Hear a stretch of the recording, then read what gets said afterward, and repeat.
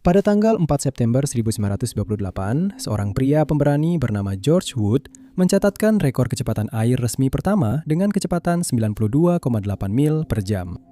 Itu sebenarnya tidak terdengar begitu sulit. Naik perahu, melaju sangat kencang, dan ukir namamu dalam sejarah. Ternyata jika kamu mencoba memecahkan rekor ini, kemungkinan besar itu justru akan membuatmu tewas. Fakta mengejutkannya adalah rekor kecepatan di atas air belum pernah dipecahkan sejak percobaan sukses terakhir, yaitu pada tahun 1978. Bahkan dengan semua teknologi modern, gadget canggih, dan mesin-mesin rumit yang kita miliki, rekor yang tampaknya mudah ini belum juga terpecahkan selama puluhan tahun. Sebagai perbandingan, rekor kecepatan darat terakhir dicatat pada tahun 1997. Jadi, kenapa air jauh lebih sulit dan mematikan dibandingkan dengan daratan?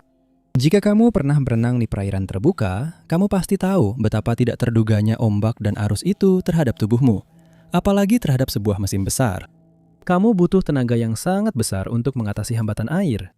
Itu dan begitu banyak variabel lainnya membuat ini menjadi percobaan yang gila. Mulai dari terlempar dengan keras sejauh lebih dari 150 kaki dengan kecepatan tinggi, hingga terjebak dalam posisi terbalik di kokpit kecil di bawah air. Hari ini saya akan membahas kisah bagaimana rekor dunia sederhana ini membunuh setengah dari para pesertanya. Selamat datang di Extreme. Bayangkan ini, Anda mengikat diri Anda di dalam sebuah perahu sebelum melaju melintasi air dengan kecepatan lebih dari 200 mil per jam. Kedengarannya bukan sesuatu yang akan dinikmati kebanyakan orang, bukan?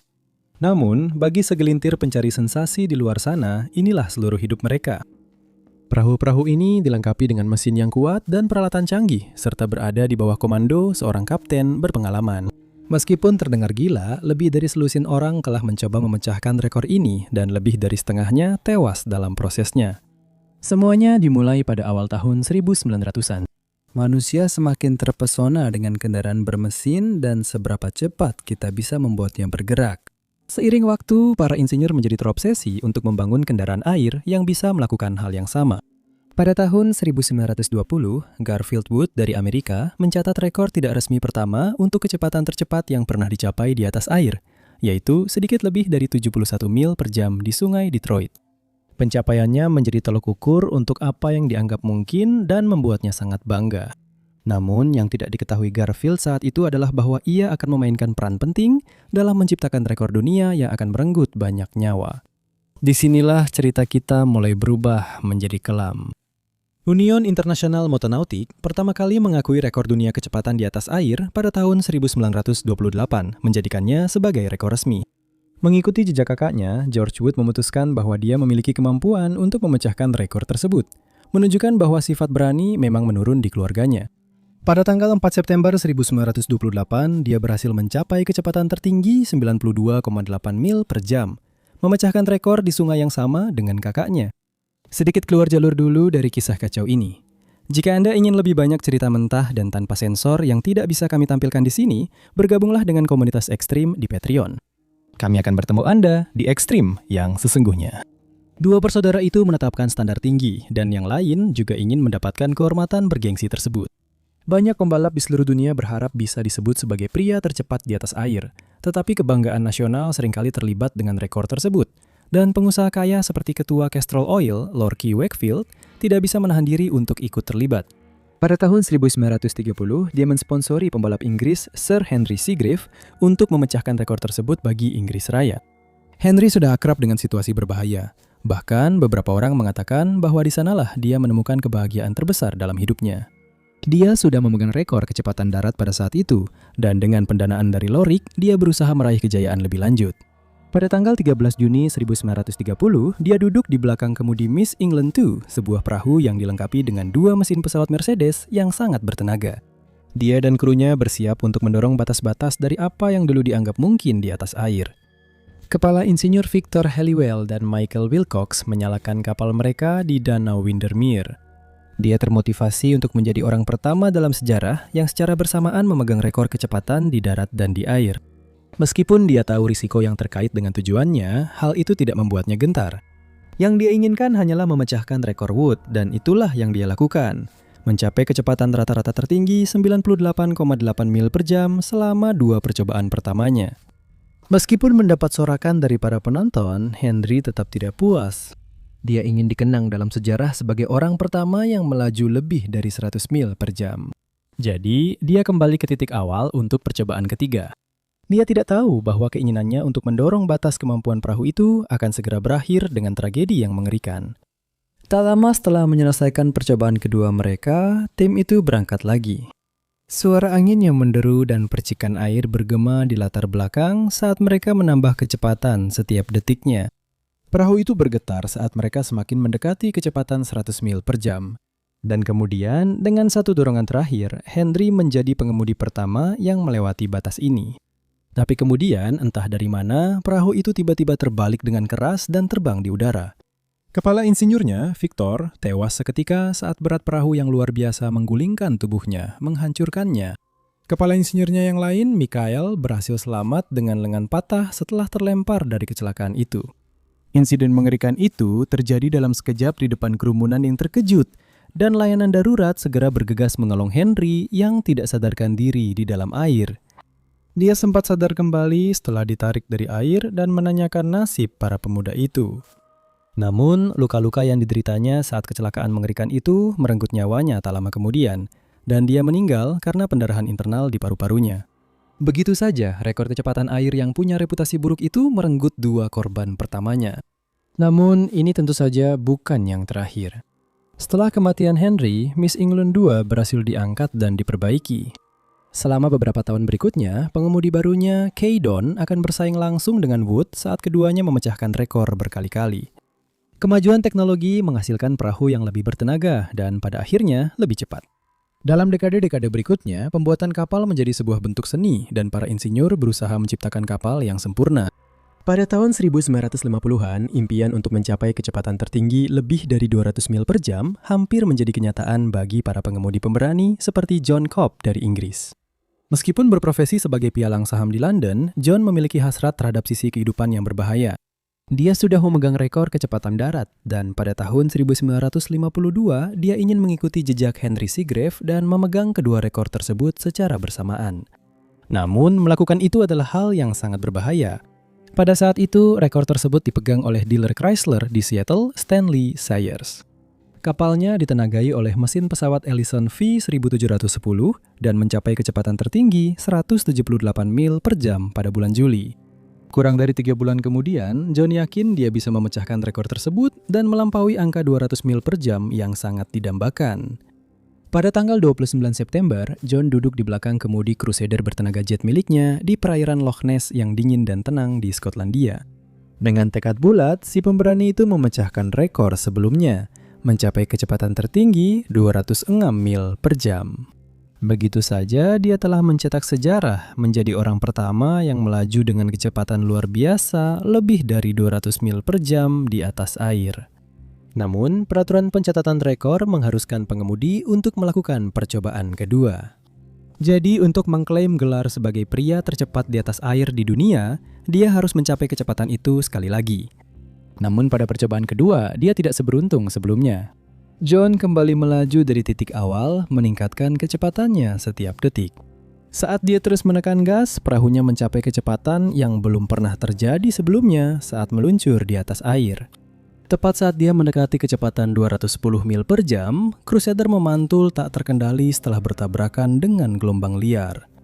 Perahu-perahu di sekitar belum meninggalkan area seperti yang telah diperintahkan sebelumnya, sehingga meninggalkan arus kuat di air. Lalu, bencana pun terjadi.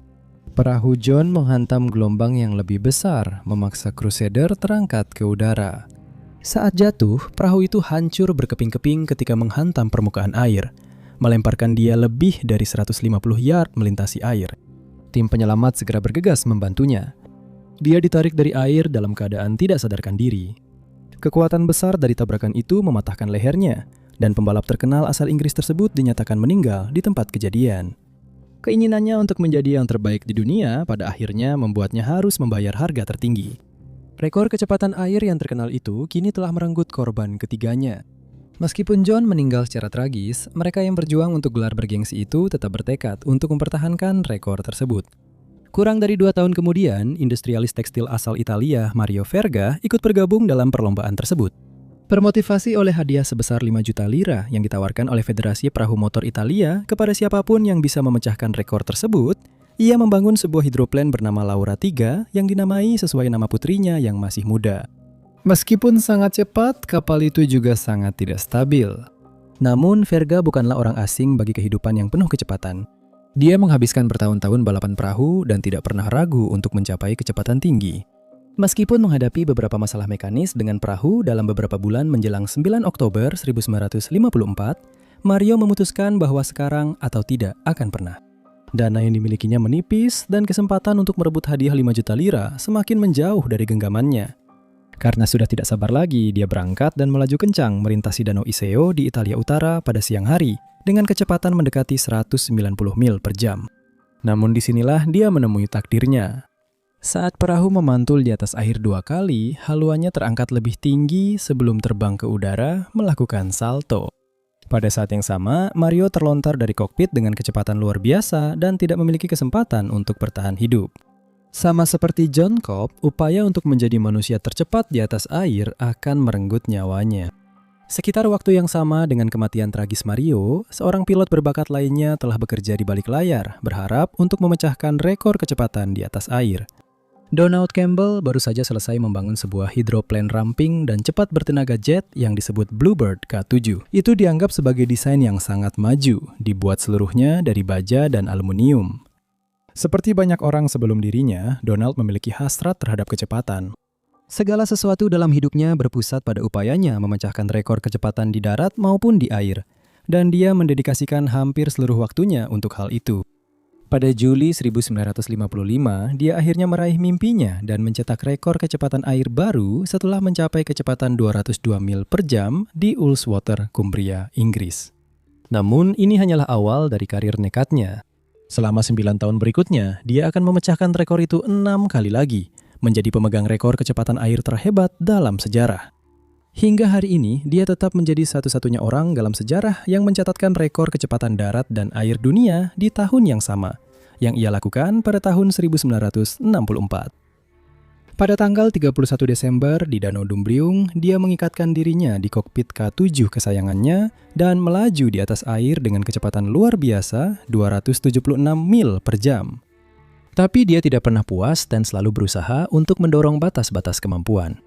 Sayangnya, keinginannya untuk dikenang sebagai salah satu pria tercepat dalam sejarah membawanya pada nasib yang sama seperti banyak orang lain yang telah kami sebutkan dalam video ini. Pada tanggal 4 Januari 1967, Donald dengan K7 mencapai kecepatan luar biasa, yaitu 295 mil per jam. Dia yakin rekor baru sudah di depan mata dan harus menyelesaikan putaran kedua agar resmi diakui. Namun satu kesalahan penting akan berakibat pada tragedi yang mengerikan.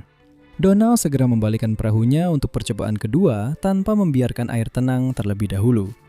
Saat ia mendekati kecepatan 318 mil per jam, ia mulai kehilangan kendali dan hidung perahu mulai terangkat. Dari sini, tidak ada yang bisa dilakukan Donald dan nasibnya sudah ditentukan. Bluebird meluncur ke udara dan berputar sebelum menghantam perairan Cold Lake dengan keras. Orang-orang menyaksikan dengan ngeri saat perahu itu jungkir balik di atas air, terbelah dua dengan serpihan logam terpental ke segala arah. Dia kemungkinan besar meninggal seketika. Namun, butuh beberapa dekade sebelum jasadnya ditemukan dari dalam air. Rekor kecepatan, atau yang oleh beberapa orang disebut sebagai kutukan, baru saja merenggut korban keempatnya.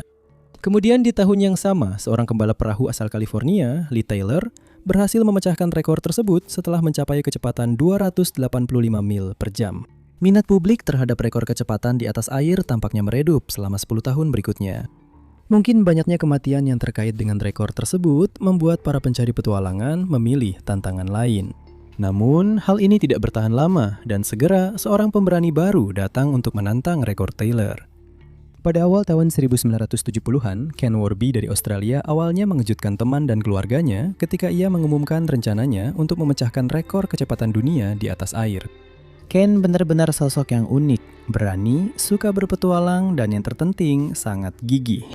Dia bermimpi menjadi orang berikutnya yang memecahkan rekor itu dan semoga bisa hidup untuk menceritakan kisahnya. Didorong oleh upaya berani dari pahlawannya Donald Campbell, Jika Ken bisa memecahkan rekor itu, dia akan menjadi orang pertama dari luar Serikat, Inggris, dan Irlandia yang melakukannya. Pada tahun 1972, dia mulai mengerjakan perahunya di halaman belakang rumahnya, merancang dan membangun lambungnya sendiri. Ken menggerakkan kendaraan air itu menggunakan 3 mesin Westinghouse militer yang dia dapatkan di lelang seharga $265 dan menamai mahakaryanya Spirit of Australia. Tetangganya mengira dia gila, tapi bagi teman-teman dekatnya, dia sangat fokus dan bernyali baja. Pada tanggal 20 November 1977, dia siap mengejutkan dunia. Ken membawa perahunya ke bendungan Blowering di Sungai Tamut, New South Wales, Australia. Dari sana, dia akan mencatatkan sejarah. Sejumlah kecil penonton berkumpul untuk menyaksikan upaya beraninya. Matahari Australia yang hangat menyinari kapalnya saat dia mengaumkan mesin di perairan terbuka. Dia telah menghabiskan beberapa tahun terakhir dalam hidupnya untuk mempersiapkan momen ini, dan sekarang saat itu telah tiba. Menahan rasa gembira dan takut dengan keberanian baja, Ken menarik gas sekuat tenaga dan melaju melintasi air.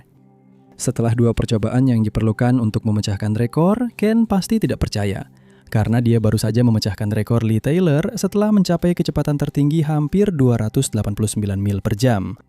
Komunitas rekor kecepatan di air terkejut dengan pencapaian Ken yang entah bagaimana berhasil melakukan hal yang mustahil. Tapi dia belum selesai sampai di situ. Berita tentang pencapaian Ken dari Australia menyebar ke seluruh dunia dan dia segera mendapatkan sponsor yang sangat dibutuhkan dari merek pakaian renang Speedo. Tahun berikutnya, Ken siap untuk melampaui batas yang selama ini dianggap mungkin sekali lagi. Berusaha untuk melampaui angka 300 mil per jam. Pada tanggal 8 Oktober 1978, Ken kembali ke bendungan Blowering berharap bisa memecahkan rekornya sendiri. Kali ini, Ken memiliki versi yang telah ditingkatkan dari perahu sebelumnya, yang telah dibangun ulang dengan bantuan dari Angkatan Udara Australia. Apakah Ken akan berhasil dalam usahanya? Ataukah dia akan menemui nasib yang mengerikan seperti banyak pahlawannya, termasuk Campbell?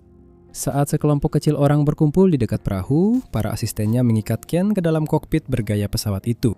Sesaat sebelum dia menyalakan mesin, Ken menatap timnya dan berkata, "Kamu tidak mengemudikan perahu, kamu memakainya."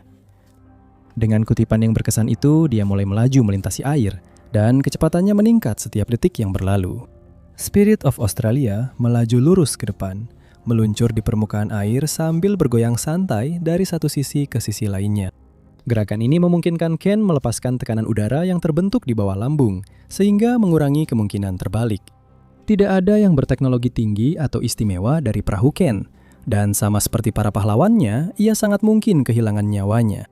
Namun keahliannya memastikan ia tetap aman, dan dengan akselerasi terakhir, ia mencetak rekor baru yaitu 317,6 mil per jam. Ken dipenuhi kegembiraan saat ia kembali ke timnya untuk memeriksa waktu resmi. Ia baru saja memecahkan rekor dunianya sendiri dan yang lebih penting, mengukuhkan dirinya sebagai orang pertama yang berhasil melaju lebih dari 300 mil per jam di atas air. Dan ia akan hidup untuk menceritakan kisahnya. Dalam tahun-tahun berikutnya, Ken menjadi superstar di komunitas balap dan membawa Spirit of Australia dalam tur keliling Amerika Serikat. Orang lain mulai bekerja, berharap bisa memecahkan rekor saat ia berkeliling Amerika Serikat. Namun tidak semua orang seberuntung Ken. Pada tahun 1980, Lee Taylor muncul kembali di dunia balap, sepenuhnya bertekad untuk menjadi pemegang rekor. Kali ini, ia membangun sebuah roket kuat bernama Discovery 2. Pada suatu pagi yang dingin di bulan November 1980, Lee tiba di Danau Tahoe dengan perahunya, dan banyak penonton yang antusias ingin melihatnya memecahkan rekor. Sayangnya, kondisi cuaca buruk dan upaya tersebut harus dibatalkan. Banyak dari penonton telah menempuh jarak yang cukup jauh untuk memberikan dukungan kepada Lee dan dia mengetahuinya. Jadi, untuk menghindari mengecewakan para penggemarnya yang setia, dia memutuskan untuk melakukan uji coba saja. Mesin meraung saat dia mendekati kecepatan 270 mil per jam. Saat para penggemar bersorak dari pinggir, Lee yang berada di atas Discovery mulai melambat. Saat dia melakukannya, perahu itu menghantam gelombang dan terbang ke udara. Orang-orang yang menonton terkejut saat perahu Lee terjungkir balik keras 3 kali sebelum hancur berkeping-keping saat menabrak air. Seluruh insiden itu berlangsung tidak lebih dari beberapa detik, dan saat serpihan perahu terlempar ke segala arah, kokpitnya tenggelam di bawah air. Dampak dari kecelakaan itu pasti membuat Lee pingsan karena dia tidak menggunakan oksigen daruratnya. Air perlahan mulai memenuhi paru-paru Lee saat ia tenggelam lebih dalam ke danau. Meskipun petugas darurat telah berusaha keras dan segera datang ke lokasi, mereka tidak menemukan jejak jasadnya. Butuh waktu 3 hari sebelum tubuhnya yang tak bernyawa muncul kembali ke permukaan. Namun kematiannya yang mengerikan itu bukanlah yang terakhir. 9 tahun kemudian, juara drag race yang tak kenal takut, Craig Arfons, yakin bahwa dialah orang berikutnya yang bisa meraih gelar manusia tercepat di atas air. Dia berasal dari keluarga pembalap legendaris, karena ayahnya dan pamannya, Art Arfons, adalah pemegang rekor kecepatan dunia dan legenda balap dragster jet. Dia sudah terbiasa menghadapi situasi berbahaya. Dia benar-benar siap untuk memacu perahunya sampai ke batas kemampuannya, Rain X Challenger, dengan harapan semakin mengukuhkan warisan keluarganya. Pada 9 Juli 1989, antusiasme terhadap Craig menarik banyak penonton, karena banyak orang berkumpul untuk menyaksikan usahanya di Danau Jackson dekat Sebring, Florida. Namun tidak ada seorang pun di antara penonton yang siap menghadapi bencana yang akan terjadi setelahnya. Kurang dari 15 detik setelah usahanya dimulai, dia sudah mencapai kecepatan 263 mil per jam dan tampak siap untuk dengan mudah melewati angka 300. Perahunya terangkat dari air dan mulai berjungkir balik hebat di atas danau. Craig dengan putus asa mencoba menarik parasut pengamannya, tapi parasut itu tidak terbuka. Pada saat perahu akhirnya berhenti, perahu itu sudah hancur berkeping-keping dan kokpitnya mulai tenggelam perlahan di bawah permukaan air. Tapi tidak ada jalan keluar. Craig terjebak hidup-hidup dan dalam posisi terbalik di dalam kokpit, kemungkinan besar ia hilang timbul kesadaran. Air mulai memenuhi tidak hanya ruang sempit itu, tetapi juga paru-parunya. Dia berada di bawah air selama lebih dari 3 menit, yang pasti terasa seperti seumur hidup. Lalu, akhirnya para petugas penyelamat berhasil menarik tubuhnya yang tak bernyawa dari dalam air. Tapi sayangnya, semuanya sudah terlambat. Luka-lukanya merenggut nyawanya. Dengan kematiannya yang terlalu dini, satu orang lagi menjadi korban rekor kecepatan dunia di air. Sejak tahun 1930-an, 54% atau 7 dari orang-orang yang mencoba memecahkan rekor tersebut kehilangan nyawa mereka, seringkali dalam keadaan yang mengerikan. Ken Warby adalah orang terakhir yang melakukannya dan salah satu dari sedikit orang yang selamat dan bisa menceritakan pengalamannya. Meskipun ada bahaya yang terkait dengan rekor tersebut, minat untuk memecahkan rekor kecepatan di atas air tetap ada. Dan banyak tim di seluruh dunia sedang mengerjakan perahu-perahu baru dengan harapan dapat melampaui pencapaian Ken Warby yang telah lama bertahan. Richard Noble, direktur proyek Trust SSC yang saat ini memegang rekor kecepatan darat, mengumumkan pada tahun 2022 bahwa timnya berencana untuk mengalahkan rekor Ken Warby. Tim-tim dari Inggris dan Belgia juga saat ini sedang mengerjakan proyek-proyek dengan harapan dapat mengalahkan rekor yang telah lama bertahan. Namun, ini tetap merupakan tugas yang sangat berbahaya karena kecepatan yang ekstrim, tantangan desain, dan yang terpenting, ketidakpastian lingkungan yang telah merenggut begitu banyak nyawa. Semua faktor ini menjelaskan mengapa rekor dunia yang tampaknya sederhana ini telah merenggut nyawa lebih dari setengah pesertanya. Terima kasih sudah menonton dan sampai jumpa di video berikutnya. Tetap berani dan hiduplah dengan berani.